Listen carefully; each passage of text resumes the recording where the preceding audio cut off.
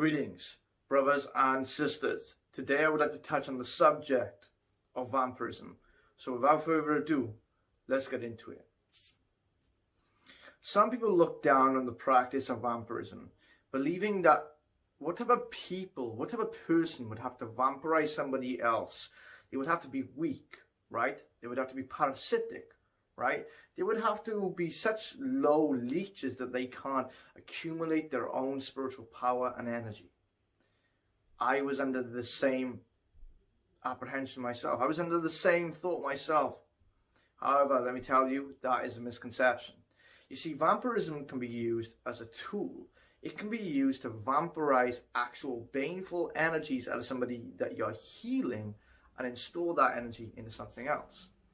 Vampirism also allows the magician or the individual how to better control not only their own energy, but the energy all around them. And finally, vampirism becomes the greatest weapon when it comes to baneful magic, literally weakening your subject before placing a curse on them, before sending a spirit out to actually go and do the attack. So vampirism isn't actually a parasitic spiritual art. Vampirism is actually a very powerful art, one which I believe everybody should learn how to do. I've had multiple people who will reach out to me and say, how do I protect myself from vampirism? And I tell them, begin vampirism. They don't understand, because how can you protect yourself from something if you're not used to it, if you don't know how to use it? You can use vampirism to fight off other vampires. You see, vampirism can be done consciously or can be done subconsciously. And there are many people in our lives, like you may have a couple out there right now. There may be somebody in your life that are always coming around you with drama, with gossip, with toxicity, with rumors. And every time they step into the room, there's like this negativity. They may be your friend. They may be your lover. They may be your family. You may actually care or love them.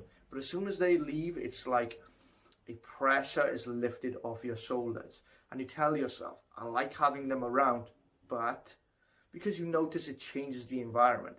And you'll actually feel constantly drained after speaking to these people. Sometimes you think, it's just because of what they're talking about, it tired me out.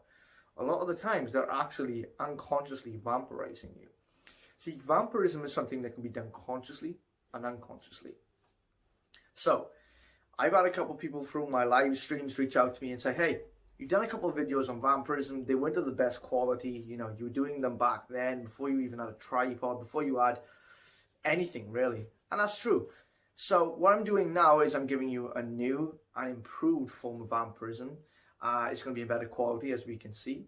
And yeah, let's have some fun with it, shall we?